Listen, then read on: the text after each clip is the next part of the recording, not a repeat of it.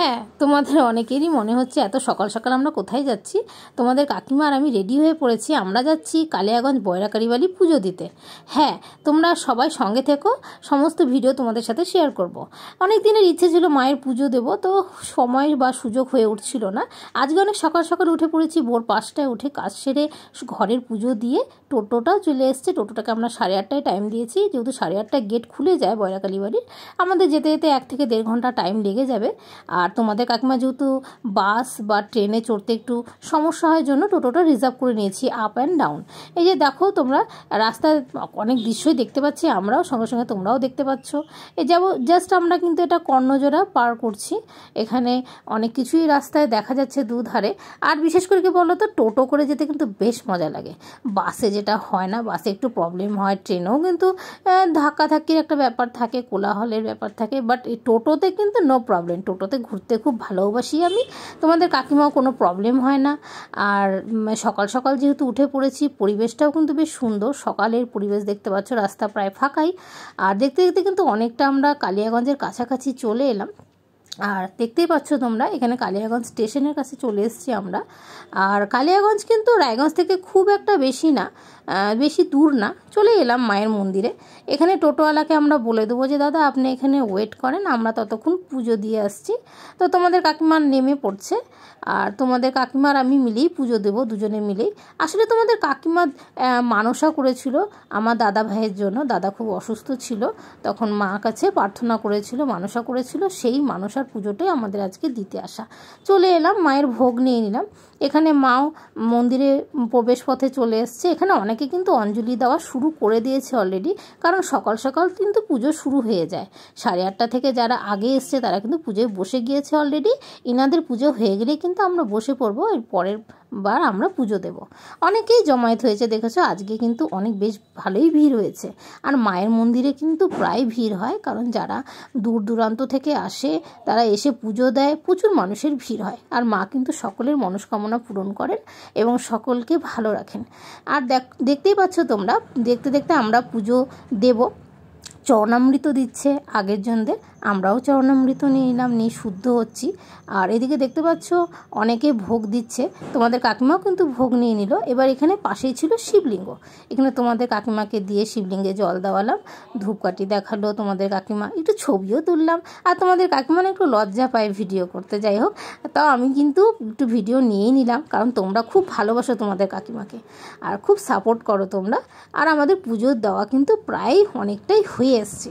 আর দেখতেই পাচ্ছ আমরা এখন বেরিয়ে পড়ব, মন্দির থেকে কিন্তু বেরিয়ে পড়ছি। এখানে দেখছি কত ঠাকুর, কত কিছু আয়োজন। এখানে কিন্তু ধূপকাঠি মোম দেওয়ার জায়গা, এখানে ভোলে বাবা যেন স্বয়ং চলে এসছে। পুজো দিতে বেরোতে বেরোতেই দেখি একটা ষাঁড় চলে এসছে, ওকে ভোগ দিলাম, ও খেলো। আর এদিকে টোটোওয়ালা দাদাও চলে এসছে, আমরা টোটোতে উঠে পড়ছি। এখন আমরা বাড়িতে যাওয়ার জন্য রওনা হব, কিন্তু না, মাঝ রাস্তায় কিন্তু আমরা টিফিন করব, কারণ আমরা তো খালি পেটে এসেছি, যেহেতু পুজো দেবো, আমরা না খেয়ে এসেছি, তো রাস্তায় তো একটু খাওয়া চলে, তাই না? তো এখানে টোটোওয়ালা দাদাকে বললাম, দাদা ভাই এখানে ভালো কোন হোটেল আছে বা রেস্টুরেন্ট আছে, সেখানে গিয়ে কিন্তু আমরা টিফিন করব সকলে মিলে। তো দাদা বললো একটা ভালো কালিয়াগঞ্জে একটা কোন রেস্টুরেন্ট আছে, রেস্টুরেন্ট কি বা হোটেল এরকমই কিছু একটা হবে। তো বললো যে ওই দোকানে নিয়ে যাচ্ছি দিদি, চলুন। তো এখানে যেতে যেতে রাস্তার মধ্যে দেখতেই পাচ্ছ অনেকটা জ্যাম পড়ে গেছে। এখানে রেল লাইনের ক্রসের জায়গাটা দেখতে পাচ্ছ, আর এখানেও কিন্তু জ্যাম পড়ে গিয়েছিল, যেহেতু রেল লাইন থেকে রেল জাস্ট ক্রস করলো।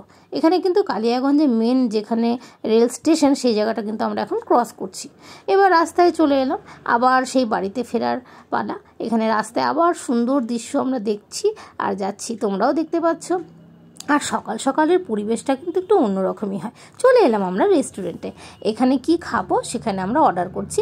তো এখানে আমরা পরোটা খাচ্ছি, এখানে খুব সুন্দর বলে পরোটা তৈরি করে, পরোটার সঙ্গে তরকারি দিয়েছে, আবার একটা চাটনি দিয়েছে। আর তোমাদের কাকিমার যেহেতু মেডিসিন থাকে সকালবেলা, বেশিক্ষণ কিন্তু না খাইয়ে রাখা যাবে না, তো পরোটা খেয়ে আমরা কিন্তু তোমাদের কাকিমাকে মেডিসিনটা খাইয়ে দিলাম।